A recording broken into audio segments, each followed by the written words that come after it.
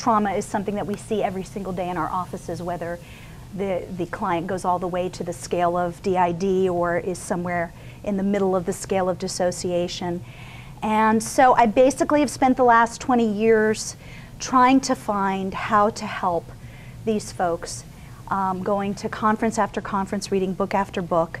And one of the things that I found, I don't know if you've found this as well, is that there are a lot of theoretical workshops out there. A lot of times you can go for 2 or 3 days of training and you have a very, very deep theoretical understanding of attachment disorder, of dissociation, maybe of the neurobiology of trauma, and you feel really wonderfully informed about that, and you walk into your office and you say to yourself, and now what do I do with the client? What do I do with this person who's sitting in front of me right now in this moment? And how do I do that in a way that is not harmful, that does not cause them to dissociate, does not cause them to disintegrate, does not cause them to call me every 20 minutes on my cell phone? How do I do that in a way that is safe for them and is a way that I can live with being a trauma therapist? And so what I have done is sort of collected for you my favorite techniques. This is going to be virtually non-theoretical. I'm not going to talk about the theory of attachment disorder. I'm not going to talk about the neurobiology. That's not my expertise. All that stuff's in the back of my head, but I swear I forget it the minute I walk out of those conferences.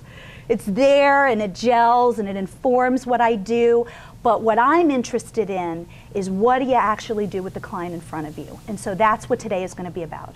And hopefully my goal for you today is that you're going to walk out of here and Monday morning be able to do about 9 different techniques and pick and choose how and when you want to do them and be able to do a very, very thorough stage 1 with trauma clients.